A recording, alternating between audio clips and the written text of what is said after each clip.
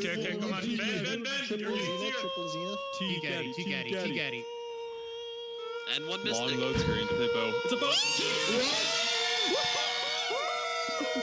That's a bow, baby. That's what it sounds like. They're so excited. In case you were wondering. That's crazy, T-Gaddy.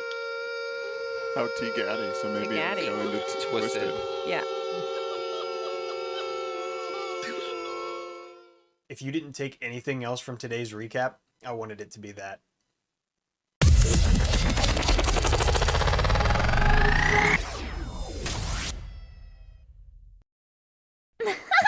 My, you're a tall one! Hello again, everyone, and welcome back to Raider.io's Race to World First weekly recap.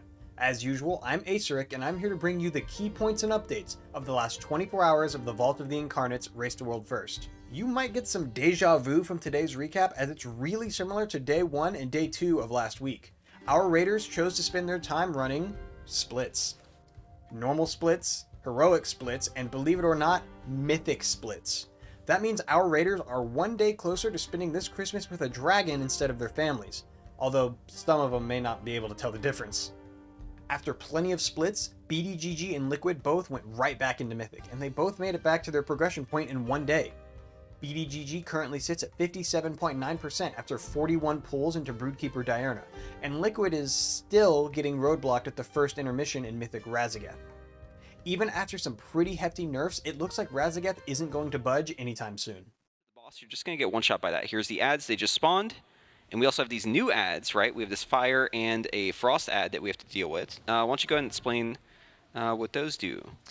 Yeah, so the fire ad, hey, one I shot. can see it. Yeah, you can see the fire ad right there. You see this The oh, and they have the frost ad on this side. So it's actually split. That's interesting to know. Oh no, they just I think they just fire snapped. and frost. Yeah, oh, because it's a wipe. I think it snapped over. Oh. So yeah, so one side, one platform got the fire ad. Meanwhile, with Echo, they put lots of pulls into Mythic Raszageth, but after hitting the exact same wall as Liquid, decided their attention was probably best spent elsewhere, specifically Mythic Plus. So their Raiders called it an early night for progression and spent the rest of their week 1 farming 20s. Plenty of their Raiders got max item level loot in their vault, and some of them got really lucky. Across that line once more, ladies and gentlemen. Raszageth is next, and they got exactly what they were after with Mythic Grief Torches. 2 of them! 2 Mythic Grief Torches! Emboldened by their newfound loot luck, they've headed back into Mythic progression for Day 1 of Week 2, and as of now, they're 4 out of 8. But by the time this video goes live, I'm sure they'll be even further. Yeah, they're already back on Raszageth. What? On pull number 2! They're through stage 2! They're screaming in the other room. They are screaming. Meanwhile, with Method, they got some really good pulls into Broodkeeper Diurna yesterday. After only 25 pulls, they've gotten the boss down to 57.6%. After that, they made sure every single Raider on their roster had 4 20s in their vault, which is not easy considering keys are pretty tough right now. After that, they woke up bright and early at 5 AM and as of recording this, are gearing up in heroic splits. That we're gonna have to worry about, but yeah, we do see Crazy and Brian's going down here. This is probably going to be a wipe because the ads are still healthy. Oh, we got a new best percent! We do!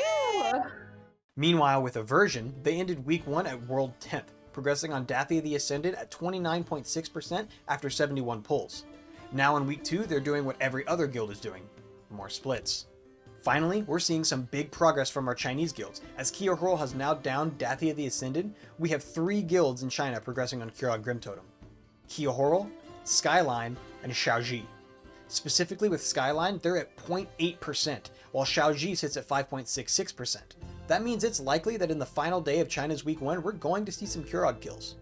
Now that's it for today's daily recap, but it does leave us with some pretty important questions. Primarily, is this race going to bleed over into Christmas? Is Raszageth going to light up like a Christmas tree? And am I going to have to dress up like Santa on Friday's recap?